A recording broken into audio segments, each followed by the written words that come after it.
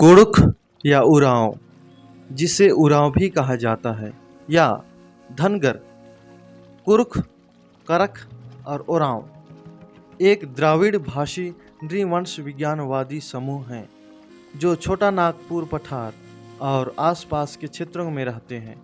मुख्य रूप से झारखंड, उड़ीसा, छत्तीसगढ़ और पश्चिम बंगाल के भारतीय राज्य।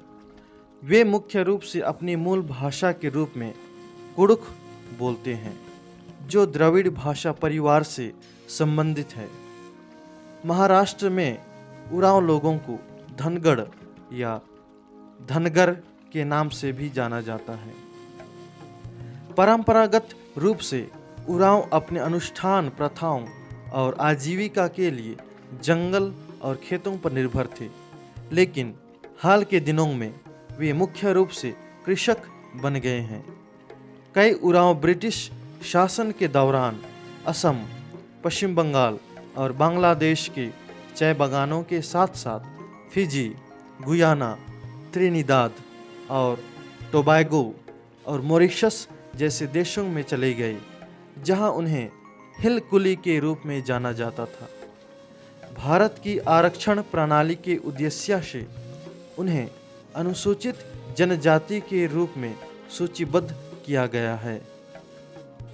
व्युत्पत्ति एडवर्ड ट्यूट डाल्टन के अनुसार उरांव पड़ोसी मुंडा लोगों द्वारा निर्दिष्ट एक उपनाम है, जिसका अर्थ है घूमना। ये अपने को कुड़ुख कहते हैं। स्टेन कोनोव के अनुसार उरांव का अर्थ मनुष्य होगा, जैसा कि द्राविडियन कैकाड़ी भाषा में उरापाई, उरापू और उरांग शब्द का अर्थ मनुष्य है। कुड़ुख शब्द की उत्पत्ति कुरिया, कुरकाना शब्द से हुई है, जिसका अर्थ है चिल्लाना और हकलाना, तो कुड़ुख का अर्थ वक्ता होगा। इतिहास इंडियन एंथ्रोपोलॉजिकल सोसाइटी के अनुसार कोंकण को कुड़ुख जनजातियों का मूल घर कहा जाता है, जहाँ से वे छोटा नागपुर पठार में चले गए थे। कहा जाता है कि समूह 100 CE तक छोटा नागपुर पठार में बस गया था। कुड़ुख लोगों की उत्पत्ति के विषय में विद्वानों के 3 मत हैं। शरत चंद्र रॉय के अनुसार कुड़ुख लोग दक्षिण भारत में कुर्ग से चले गए होंगे।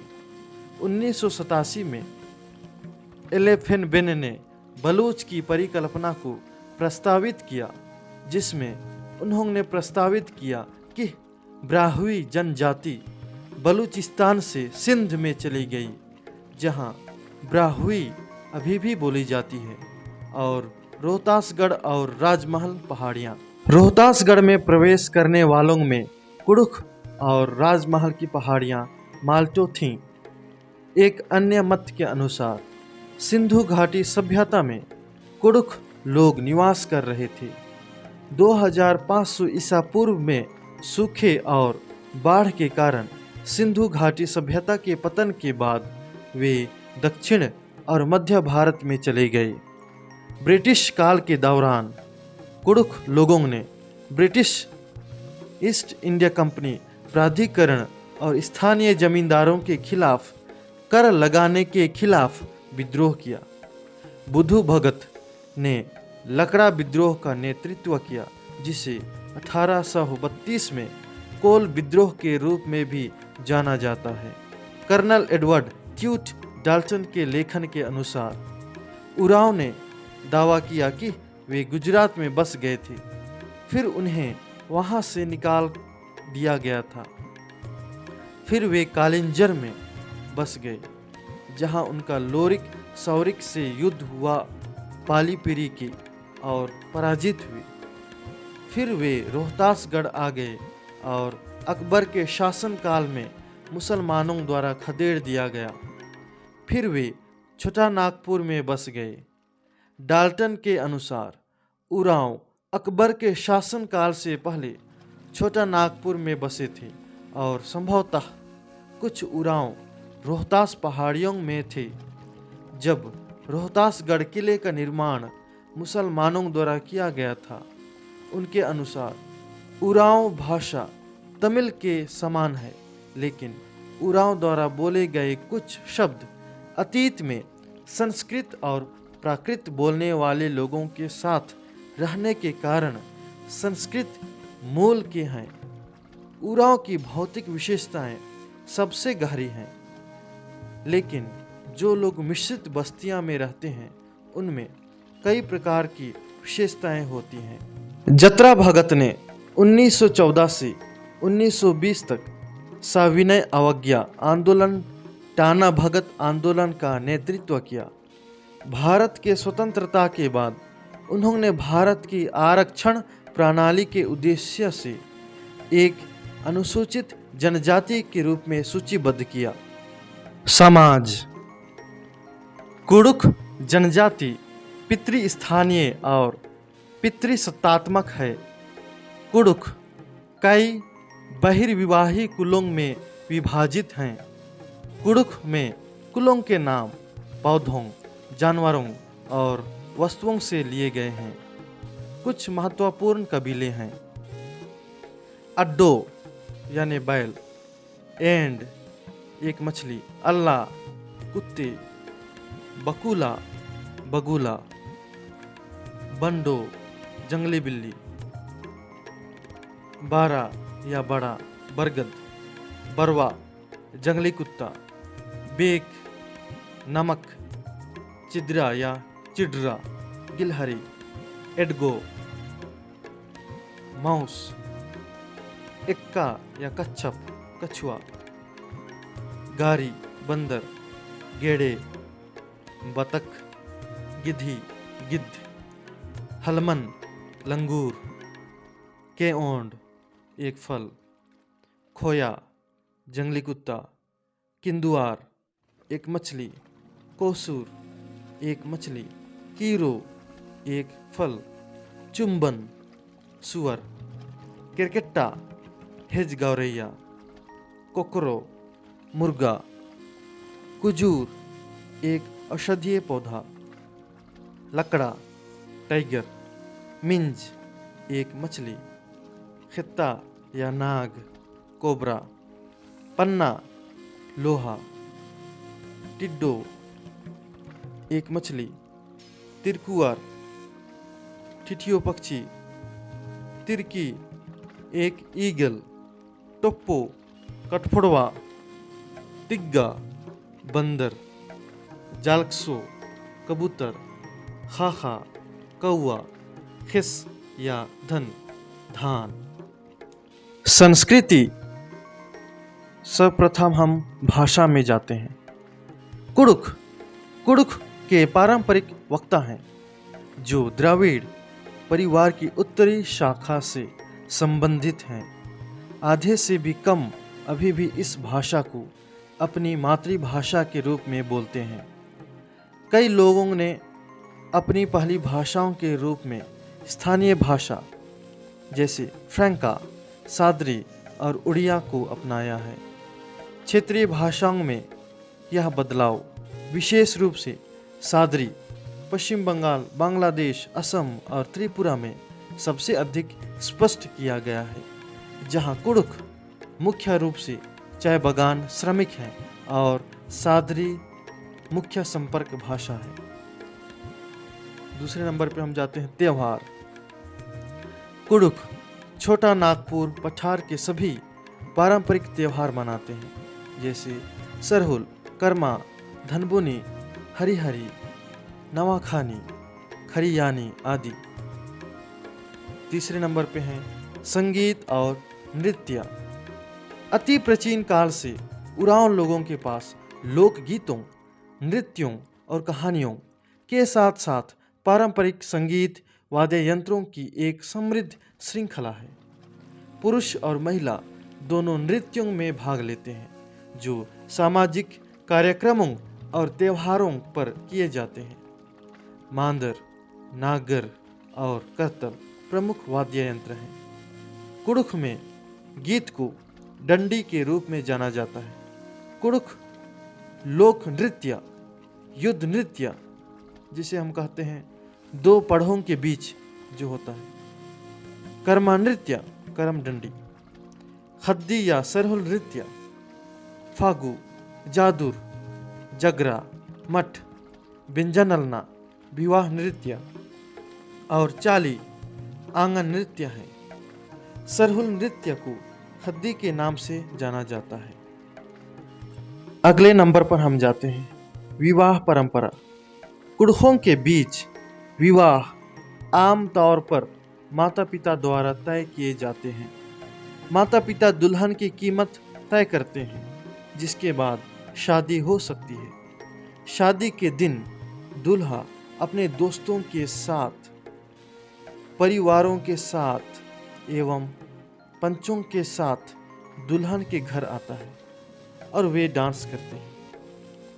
दुल्हन के पिता के घर के सामने एक पंडाल बनाया जाता है और दूल्हा और दुल्हन एक पत्थर पर खड़े होते हैं, जिसके नीचे हल के जुए के ऊपर अनाज होता है।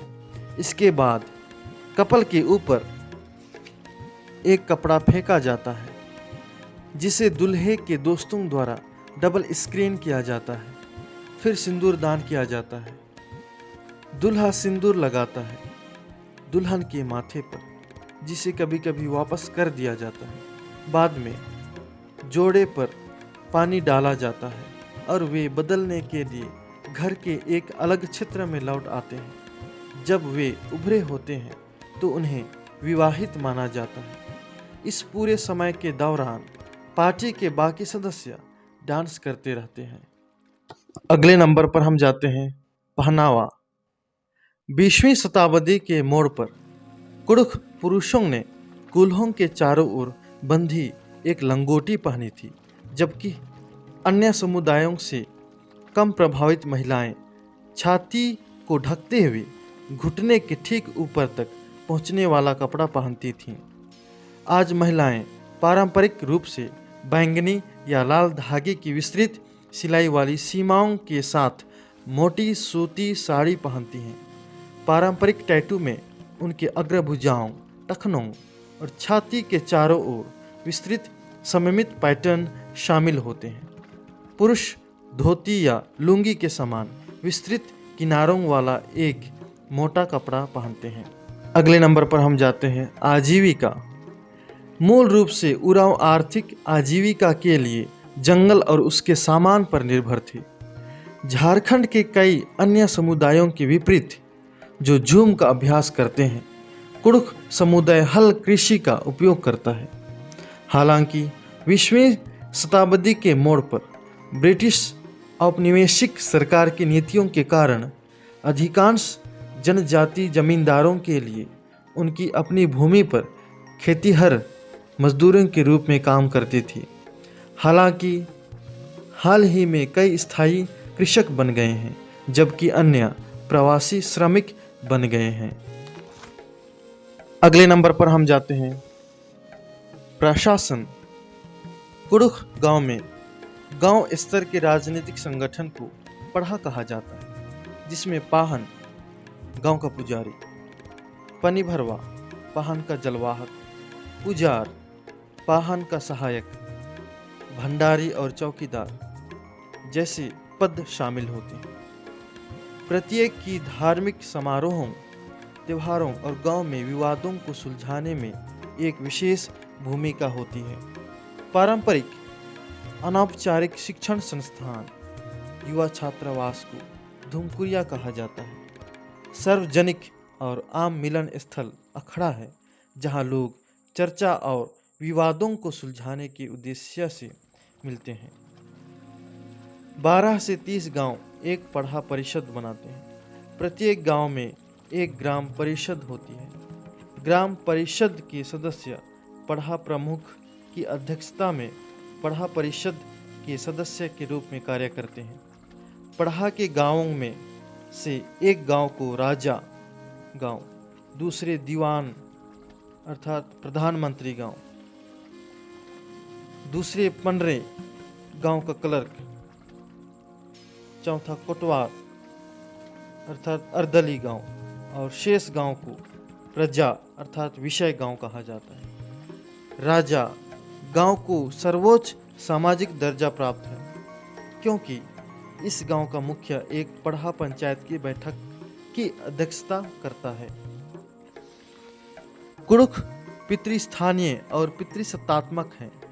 कबीले का नाम पिता से पुत्र तक जाता है। प्रमुख वंश को भुइहारी खुंट के नाम से जाना जाता है। भुइहारी का अर्थ भूमि का स्वामी होता है। खुंट के दो उपसमूह हैं, पाहन खुंट और महतो खुंट। पाहन और महतो भुइहारी वंश के दो मुख्य कार्यालय हैं। धर्म। कुड़ुख लोग कई धर्मों को मानने लगे हैं। इसकी प्रतिशत आइए हम चर्चा करते हैं। हिंदू धर्म में 36%, सरना धर्म में 32%, ईसाई धर्म में 30%, जीववाद 1%, अन्य 1%, अन्य में जैसे मुस्लिम, सिख और जैन शामिल हैं। उरांव अपने पारंपरिक धर्म सरनावाद का पालन करते हैं, जो प्रकृति पूजा पर आधारित है। कुछ समूहों ने विष्णु भक्तों, बछिंदा भक्तों, कर्मू भक्तों और टाना भक्तों के संप्रदायों के रूप में हिंदू शैली में सरनावाद का पालन करना शुरू कर दिया। उरांव ने कई सरना संप्रदायों की स्थापना की है। उरांव सूर्य को बेड़ी, धर्मिष्ठ के लिए दिया गया एक नाम के रूप में पूजते हैं। कुड़खर भी जीववाद में विश्वास करते हैं।